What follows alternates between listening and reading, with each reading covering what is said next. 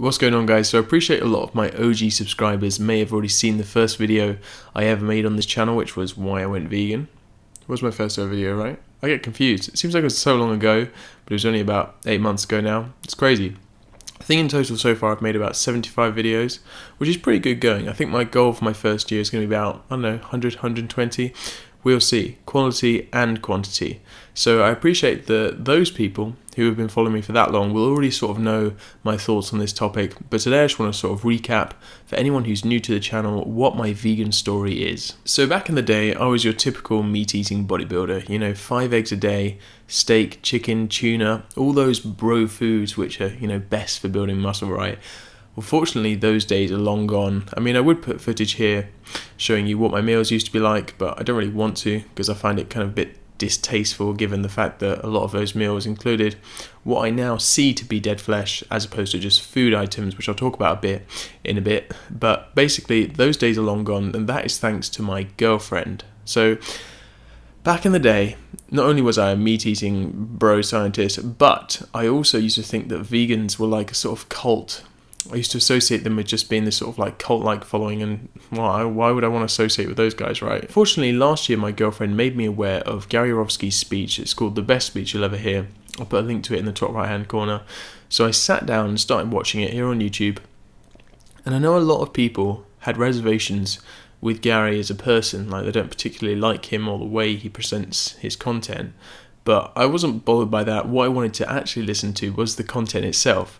So I don't mind who the messenger is, and I feel like I'm a good judge of what the actual message is. So I started to listen to the arguments he put forward for veganism, and it just made so much sense to me. And one of the things I found particularly relatable was the belief that I had that I loved animals, yet the action that I was taking every single day when I was eating animals for breakfast, lunch and dinner. It seems really weird now looking back on it that I wasn't able to make that connection. Like truly, I wasn't able to see that what I was doing was wrong because I guess I'd never really questioned it. I just sort of went along blindly accepting all my life that things like chicken, tuna and steak, they're food, right? The things that you eat. Well, no. That's actually the flesh of another sentient being. I mean, I'd been so indoctrinated by society to just accept societal norms that I'd never really challenged what I was doing until that day. So for 20 years of my life, I went along with how I was brought up. I ate lots of animal products, etc., etc. And then I finally decided to do some research for myself, and I watched, in this order, Earthlings, Cowspiracy, and then Forks Over Knives, and I fully recommend everyone else to do the same. Earthlings in particular had a very profound effect on me, and I had a lot of trouble watching it, like a lot, but I think it was that profound emotional response that I needed to invoke in order to be able to see that what I was doing was wrong and actually question it. So I definitely recommend watching Earthlings. It's not an easy watch by any means, but definitely worthwhile watching. Cowspiracy, my thoughts on Cowspiracy are that it's an excellent documentary. It helps to highlight the environmental implications of your food choices. Environmental implications of your food choices? Yeah, I know, crazy, right? I mean, I certainly didn't know that my food choices could have environmental implications. I always just assumed that it was, how much you drove your car, how much you recycled, how much water you conserved, things like that. But then I learned that my food has a huge, water footprint as well.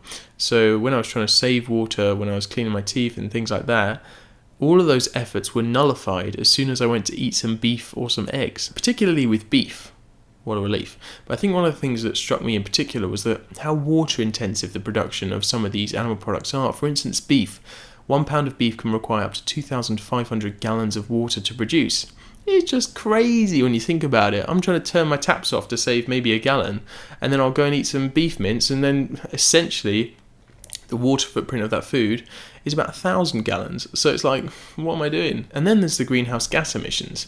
It's estimated that animal agriculture contributes more greenhouse gas emissions than all forms of transport combined. So it doesn't matter whether you drive a car, ride a bike.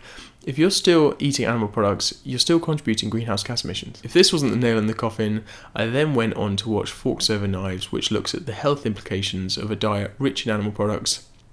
Needless to say, for a guy who's consuming 5 eggs a day, lots of red meat, chicken, tuna, I was worried to say the least, It wasn't the reason I went vegan. I went vegan for ethical reasons, but after seeing these health problems that I might have as well, I was like, oh damn, gotta eat me some plants. But fortunately I learned that a plant-based diet can not only prevent, but can also treat and reverse some of the leading killer diseases. So it's not all bad news.